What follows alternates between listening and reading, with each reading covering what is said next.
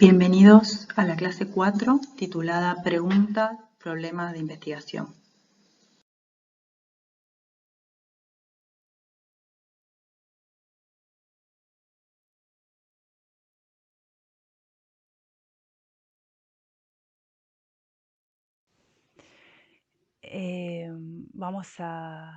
Dentro de los contenidos que vamos a ver, vamos a definir el concepto de problema, vamos a ver los criterios de redacción, vamos a diferenciar a la pregunta de investigación de la pregunta clínica, a discutir los criterios de pertinencia de la pregunta de investigación, vamos a hablar de su estructura y clasificación y finalmente vamos a distinguir algunas particularidades de la pregunta de investigación cualitativa. Respecto a los momentos de investigación, seguimos dentro del momento proyectivo de la investigación. Es en esta parte en la que ordenamos, sistematizamos y planteamos el problema y formulamos las preguntas de investigación. En las clases anteriores mencionamos que las ideas investigables surgen básicamente como respuesta a una necesidad o problema. Y acá vamos a enfatizar la importancia de definir claramente cuál es el problema de investigación. Si se identifica, se especifica y se redacta claramente este problema de manera que refleje exactamente qué es lo que se quiere investigar y cuál es el interés particular del investigador, la investigación va a poder ocurrir, digamos, proceder con mayor facilidad y fluidez y se van a evitar errores no forzados. Esto quiere decir errores evitables. ¿Y qué es esto que tenemos que definir, digamos, con mayor precisión, con la mayor precisión posible? ¿Qué es un problema? Bueno, existen distintas definiciones. Nosotros vamos a tomar la de Rovere, que define un problema como una brecha entre la realidad o un aspecto de la realidad observada y un valor o deseo de cómo debe ser esa realidad para un determinado observador, sea este individual o colectivo. ¿Esto qué quiere decir?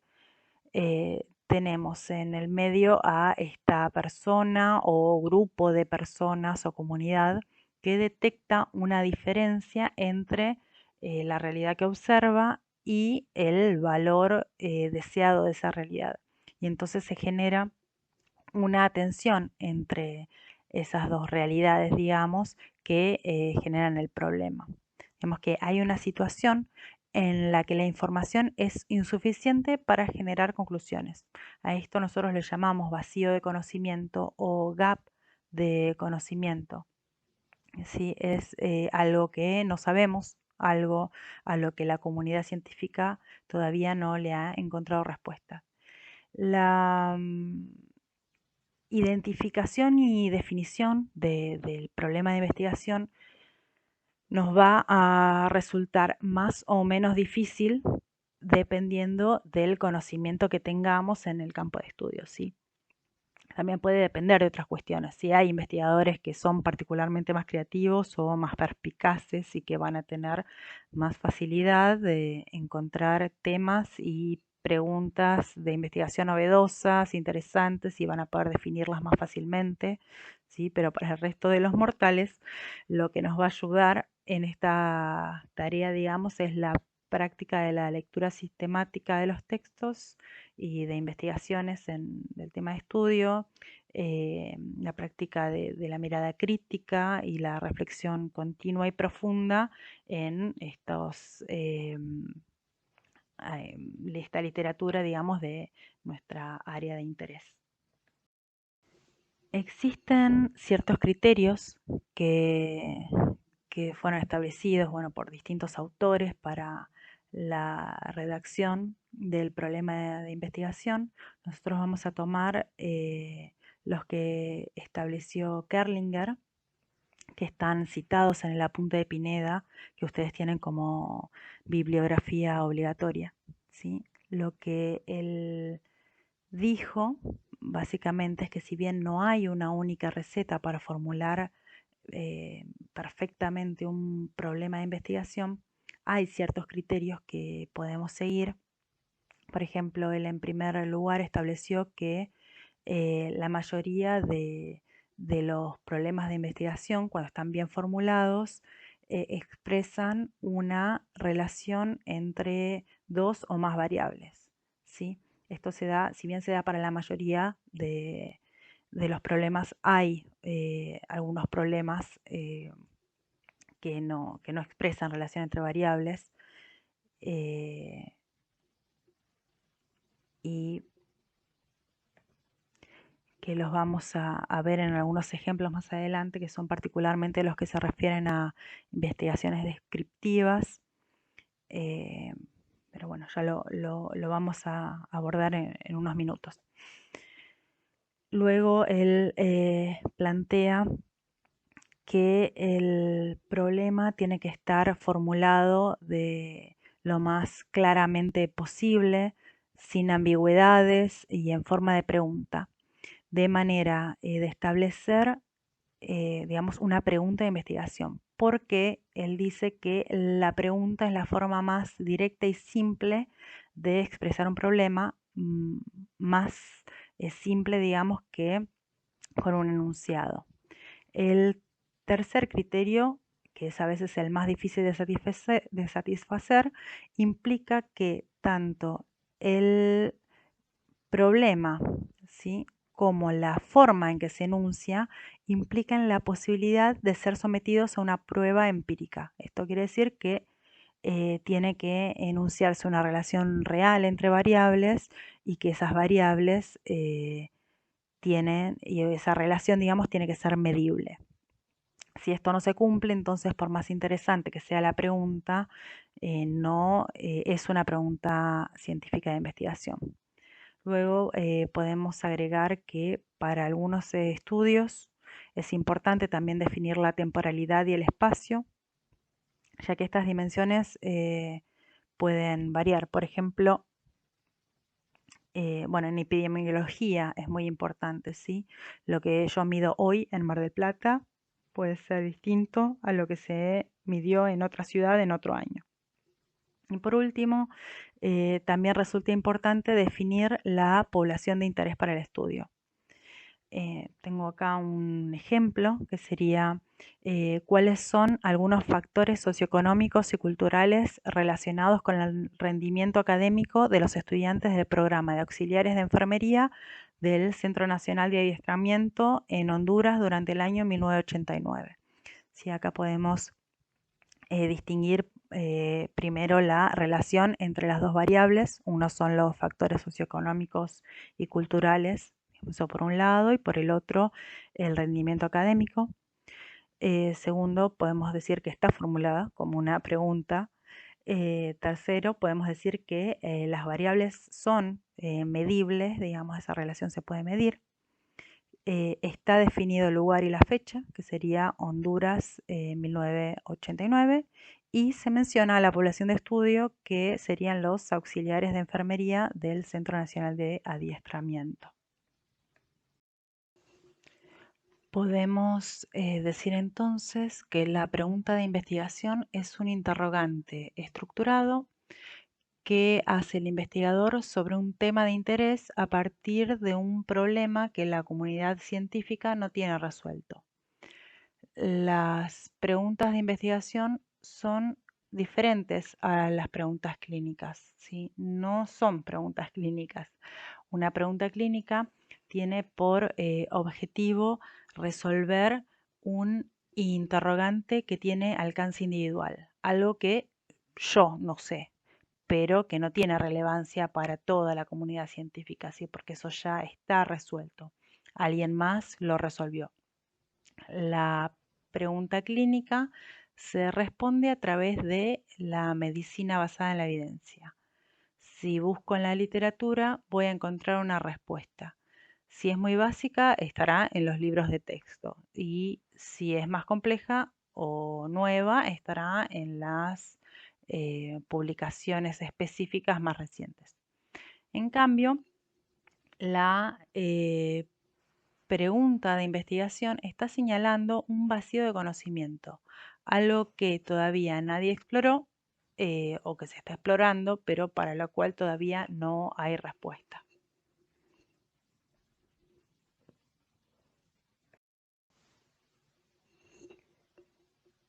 Y acá vamos a hablar de cómo saber si la pregunta es pertinente, cómo podemos evaluar nuestra pregunta de investigación. Esto nos compete, digamos, es particularmente relevante cuando somos nosotros los que formulamos la pregunta y vamos a realizar la investigación. Hay criterios establecidos para la evaluación de las preguntas de investigación que se denomina FINER. ¿Sí? Estas siglas se refieren a la factibilidad, al interés, a la novedad, a la ética y a la relevancia de la pregunta. ¿Qué es factibilidad? Bueno, cuando hablamos de esto nos preguntamos, en nuestra pregunta, ¿es factible? ¿Se puede llevar a cabo? ¿Cómo sabemos esto? Digamos, tenemos que conocer de antemano con qué recursos contamos, con qué limitaciones nos enfrentamos.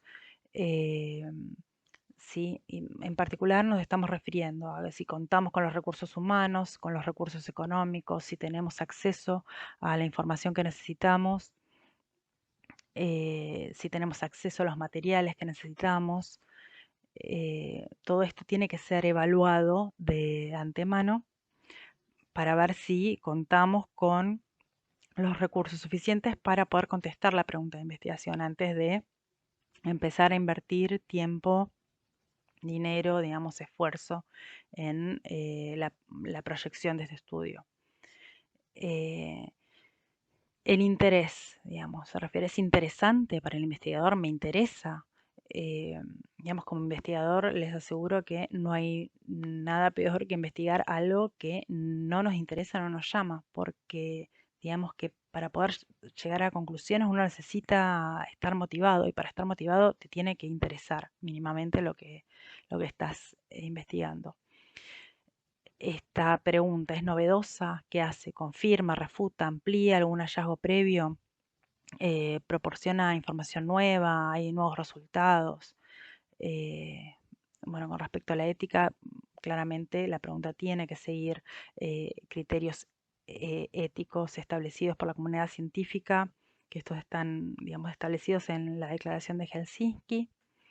Y por último, pero no menos importante, tiene que ser relevante para la ciencia, para la sociedad, para la comunidad, para los gobiernos, la política sanitaria, las prácticas clínicas, digamos, eh, tiene que ser relevante. Y en general, una buena pregunta de investigación eh, cuando se contesta no es que cierra puertas, sino que abre muchas otras. Digamos, funciona como una base para investigaciones futuras. Y voy a mencionar acá una estrategia de formulación de pregunta de investigación para un caso en particular de las preguntas referidas a diseños cuantitativos analíticos para establecer relación entre variables. Digamos que esta estructura se usa, por ejemplo, para ensayos clínicos aleatorizados y, digamos, es bueno, una estructura básica, se denomina PICO o PICOT también, que, bueno, tiene variaciones, digamos que lo vamos a ver en los ejemplos.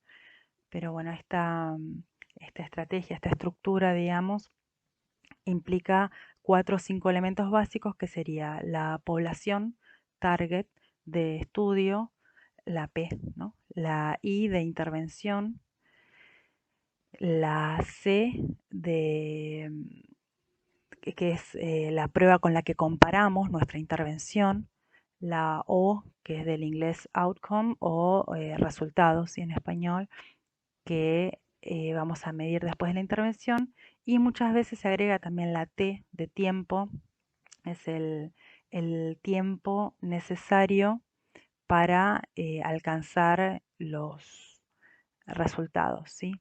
Un ejemplo de de una pregunta de investigación con esta estructura sería: en los pacientes adultos con enfermedad diverticular sometidos a cirugía laparoscópica y que cursan complicaciones intraoperatorias, la laparoscopía guiada por mano produce mayor rapidez en la recuperación funcional y menor incidencia de complicaciones que la cirugía abierta en los 7 días siguientes a la intervención. Eh, Acá pueden ver, por ejemplo, cuál es la población. La población sería entonces los pacientes adultos con divertículos, ¿sí? A los que se les complicó la operación. La intervención, ¿cuál sería? Sería la laparoscopía guiada por mano. ¿Y con qué lo comparamos? Con abrirlo directamente, con una operación tradicional. ¿Qué resultados voy a medir? ¿Cuál es el outcome? Sería la velocidad de recuperación, o la incidencia de complicaciones postoperatorias. ¿Y cuándo lo voy a medir? Va a ser dentro de los 7 días de postoperación. Hay una categoría más que no está incluida en este esquema, pero que la vamos a ver en un ratito en los ejemplos, que es la medición. Esto es la medición del efecto de la intervención. Y con esto nos referimos, por ejemplo, a riesgo, prevalencia, efectividad, especificidad, sensibilidad, validez, confiabilidad. Son todos términos que vamos a ver con detalle más adelante en otras clases, pero es importante que se vayan familiarizando porque van a ir apareciendo. Por ejemplo, ahora aparecen y van a aparecer en algunas de las preguntas de investigación que vamos a usar como ejemplo.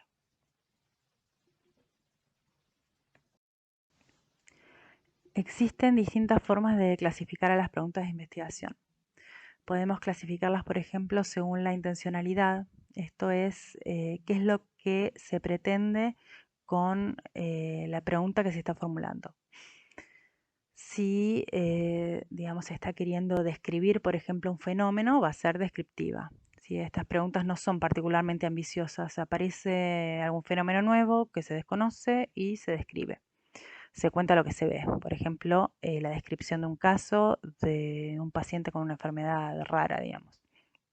Ahora, si se pretende comparar, si se pretenden comparar, por ejemplo, intervenciones, técnicas, exposiciones a determinada gente, vacunas, fármacos, para determinar una asociación con un determinado resultado, ahí ya estamos hablando de una pregunta inferencial o analítica. También podemos clasificarla según su finalidad, esto es, cuál es el resultado específico que se espera del estudio. Si se trata, por ejemplo, de mediciones de variabilidad de aspectos clínicos o epidemiológicos, si se está intentando cuantificar, digamos, la pregunta es de tipo cuantitativa. Pero sí lo que se busca como resultado es la exploración de una nueva categoría o se está investigando algún proceso asociado a percepciones, vivencias, digamos, más fenomenológicos, ¿sí? Normalmente se va a tratar de una pregunta cualitativa. Y otra clasificación es el contexto clínico. Esto básicamente define en qué universo o contexto de las actividades clínicas se encuentra la pregunta. Y estas actividades clínicas incluyen 4 prácticas básicas. Una es la etiología o causalidad, que se refiere básicamente a la identificación de factores de riesgo, a las causas u origen de la enfermedad. Después tenemos el diagnóstico, que se basa en la detección de las enfermedades a través de las charlas o exámenes físicos que se dan en la consulta con el paciente o a través, digamos, de estudios de apoyo diagnósticos como laboratorios, radiografías, ecografías. Estos son los estudios paraclínicos. Y después tenemos la intervención, que podría incluir tanto a la medicina preventiva como a la curativa, digamos, al tratamiento específicamente. Y por último tenemos el pronóstico, que es la predicción de las consecuencias o de la evolución de la condición en el tiempo.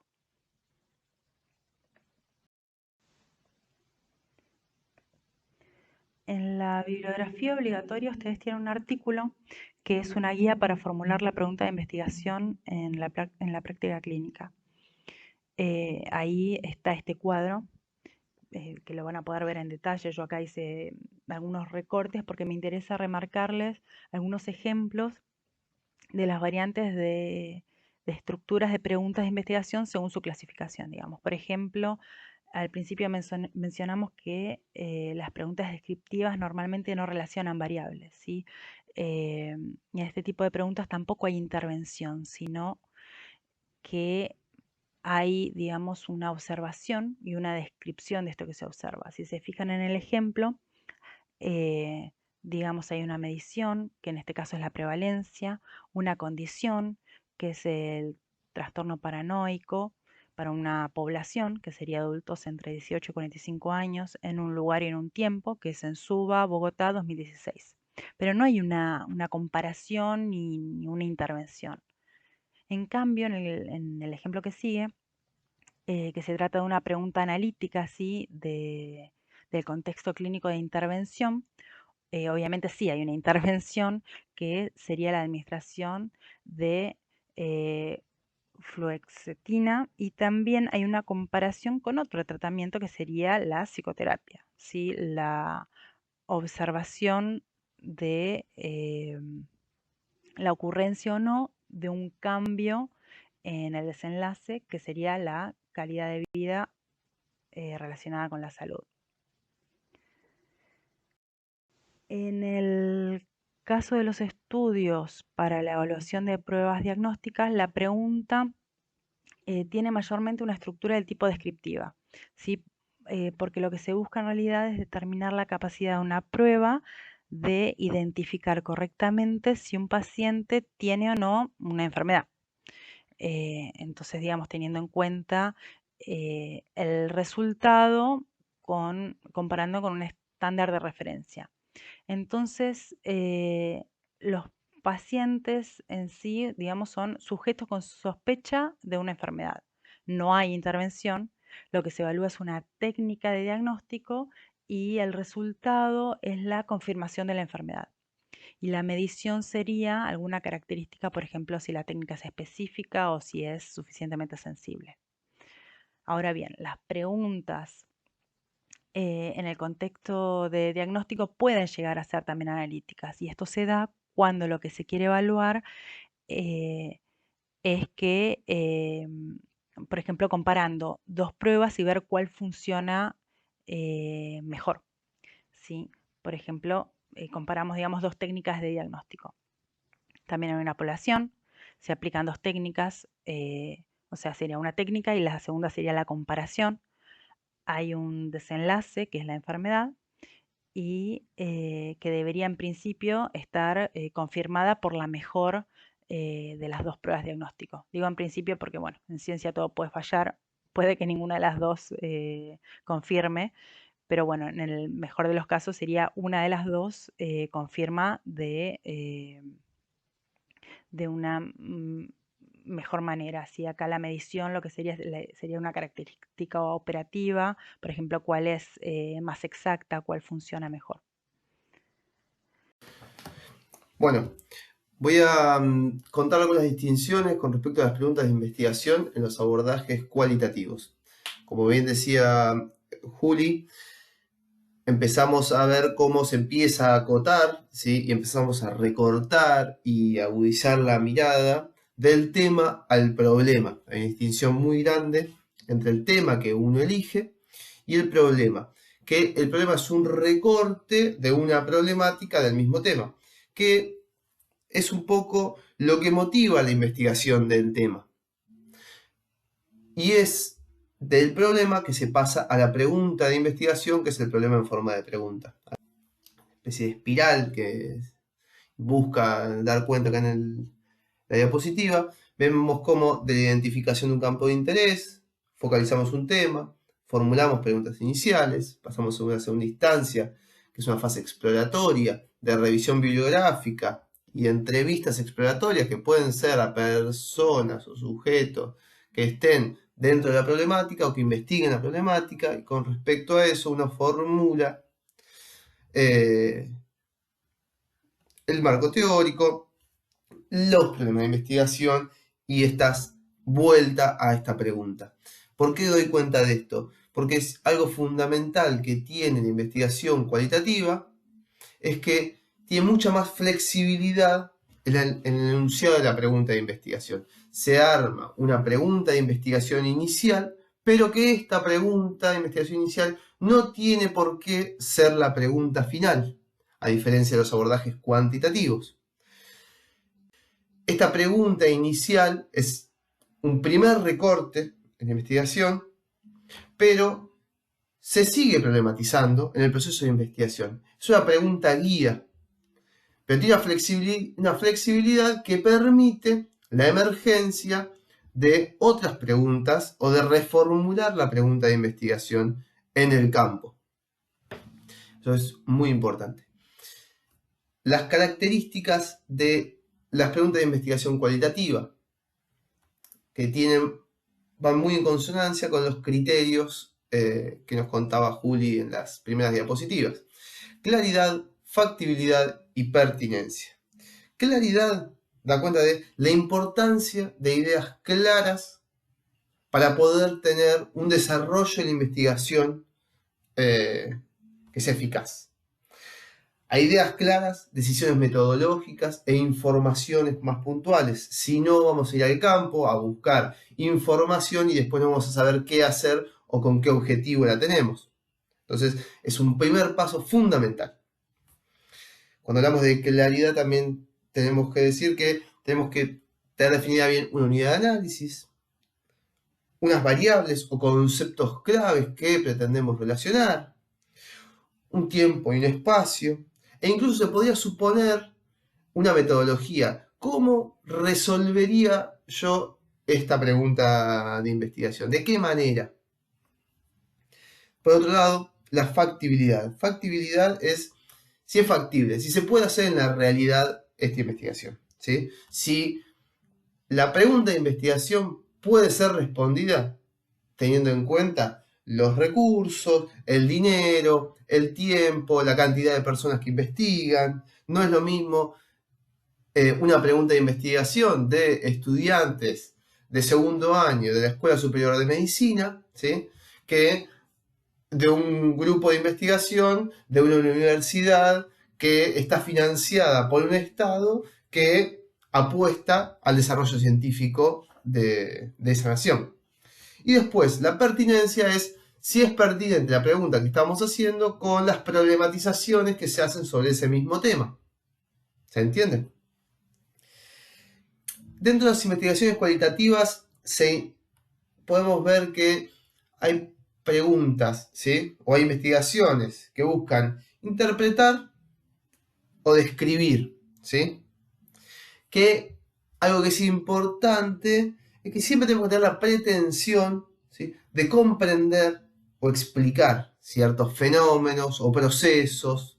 Y acá hay un autor, Flick, que dice que hay dos tipos de preguntas dentro de los abordajes cualitativos, que yo los presento como guía porque ayudan a clarificar, aunque podríamos ampliarlos un poquito más, que es, según Flick, podemos tener preguntas que definen estados o describen procesos, ¿sí? Que con el definir estado es un poco dar cuenta de algún fenómeno, cómo se produce, cómo es, cómo se mantiene, cómo es su estructura, ¿sí? Y el otro es el describir procesos, que es más que nada qué forma tiene, ¿sí?, cómo se desarrolla, cómo cambia, el análisis de ese fenómeno y las mutaciones que va teniendo y las relaciones que va teniendo. Son como dos formas que espero que ayuden más que complejizar, creo que no. Y por último, para enfatizar la importancia de la pregunta de investigación, les dejo esta frase de Albert Einstein, que solía decirle a sus alumnos que si él tuviera solo una hora para resolver un problema y de eso dependiera su vida, él invertiría los primeros 55 minutos en determinar la pregunta apropiada, porque una vez que conociera la pregunta correcta, él ya podría resolver el problema en menos de 5 minutos.